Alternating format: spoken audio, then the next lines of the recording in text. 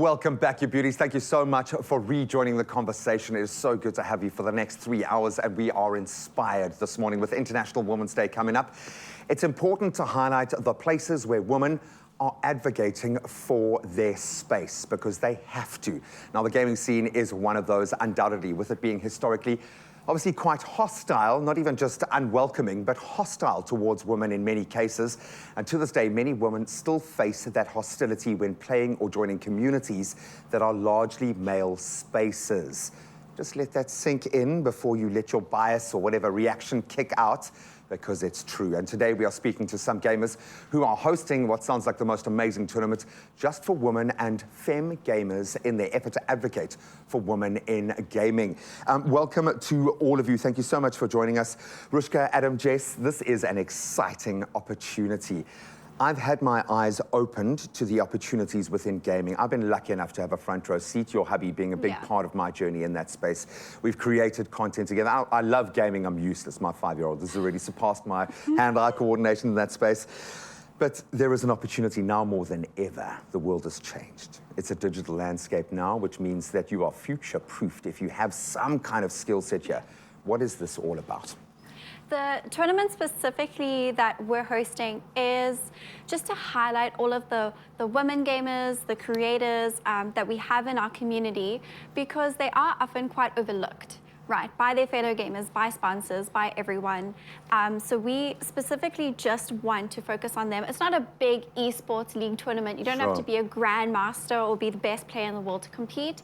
But if you identify as woman or femme-aligned, you're welcome to join, you're welcome to compete and take part. And we will be highlighting all of those creators through our streams and just building a little bit of a safe space and a community around that. You're the only person I know who can solve the world's problem with one event. Yeah, we'll sort it out. We're going to climate change. We're even dealing with climate change in the space.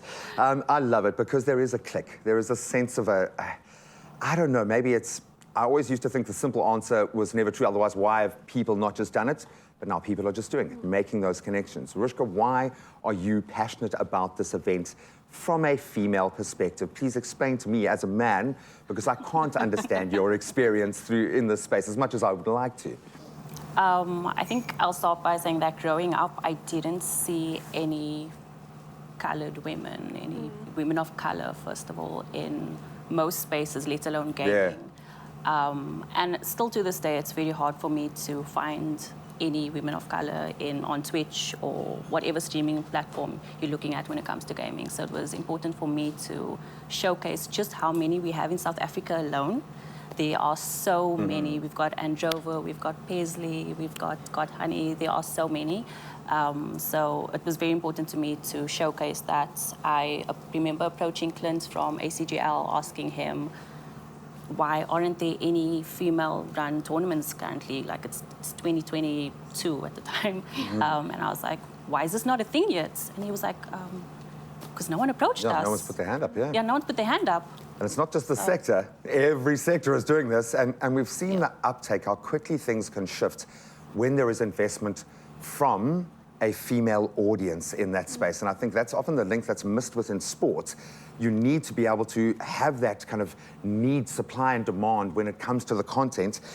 When it comes to the ACGL's involvement, this kind of adds a different kind of relevance, and well done for doing this. Might be about 10 years too late for all of us. No, but it's amazing because there is an opportunity to grow this sport. So why are you so excited about being involved? Why did you guys want to jump on board? So ACGL loves working with Jess, Rushka, and every minority because gaming, it's supposed to be a safe space. It's supposed to be a place that brings a community together. No matter where you're from, you should be able to share your passion. And that's the one thing that brings a lot of people to our platform. We do lots of public tournaments, we organize events, and since the first iteration of this last year, which was the Women's Apex Invitational, it was fantastic. Just seeing the beginning and now where we're at here, it's fantastic. The response from that event, people felt safe, people were saying, I've never felt so empowered before.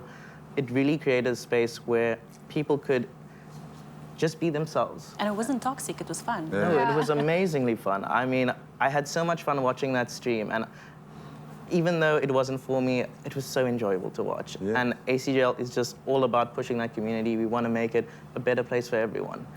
I love that. So now, I'm starting to see ideas because every day I sit with a new energy player or a new community builder or a new person wanting to find tools to develop.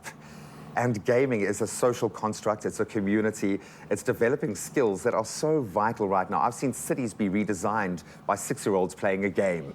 Literally, this has happened in Khayelitsha. Guys, this is where we're at. What is the opportunity commercially for women in gaming right now? Because at the heart of this, I look at what you do. I can't call you a gamer. You're a content creator, an influencer, a mom, obviously, within that space. I don't call myself a gamer. I'm really bad at games, actually. Yeah, but it's you've been able to build this little mini industry. What do you see the real opportunity for women in gaming right now? What does that look like? I think whenever we bring women or highlight women in a space, we need to remember that we inherently just uplift everyone around us. And we do a lot of collaborative work, and that is just so helpful in gaming because it really is such a community, such a team thing. So when you have people all working together, it's always going to succeed. And this tournament that we're organizing, it is largely collaborative. Like, we're working a lot together, and then all of the people competing, they're super invested, they're super excited, and it's just doing really well on socials. It's doing really well with the Discord and everyone just getting super amped, super excited, and we're not even at the tournament yet. Yeah. Like, there's just so much hype around it because everyone is just so passionate to finally have this thing that's just for us. Let me just put it this way, okay? You can play games, okay? You can get really excited and people will pay you. That's the bottom line here, okay?